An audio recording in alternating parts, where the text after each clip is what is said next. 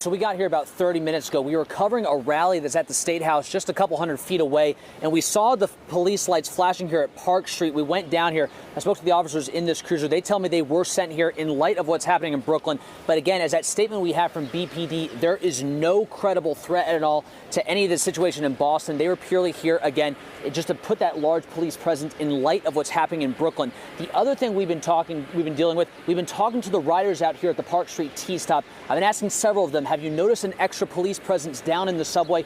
Obviously, many of them coming from different lines. This is where the red and the green come together.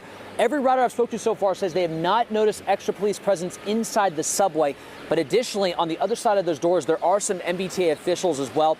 But again, the statement we received so far is not only are people going to potentially see more Boston police presence, but you're also going to see the transit police, potentially state police. Really, with a situation like this, it is all hands on deck to really, again, just put the largest presence out there. But again, it is worth repeating that right now there is no credible threat to Boston. Just a lot of confusion. The other riders I've been speaking with, frankly, they've kind of wondered why we're out here. They're just finding out about what's happening in Brooklyn, and obviously they are very concerned about that, but they are relieved again to hear that they are seeing this police presence and that, again, there's no credible threat. And Matt, while we have you there, I was going to ask you what's been their response to what's happening in New York. You said, of course, concern.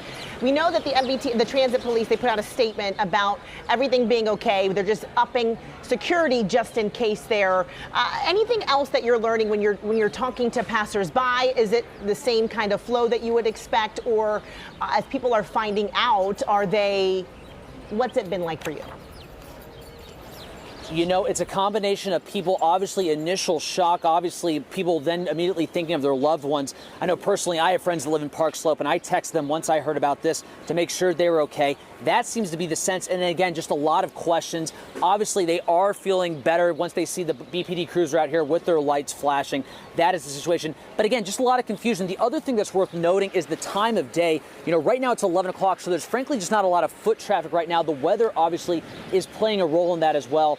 If this was the height of rush hour, you might even have, more people concerned, and frankly, we might have a larger police presence. But right now, it's just the one cruiser.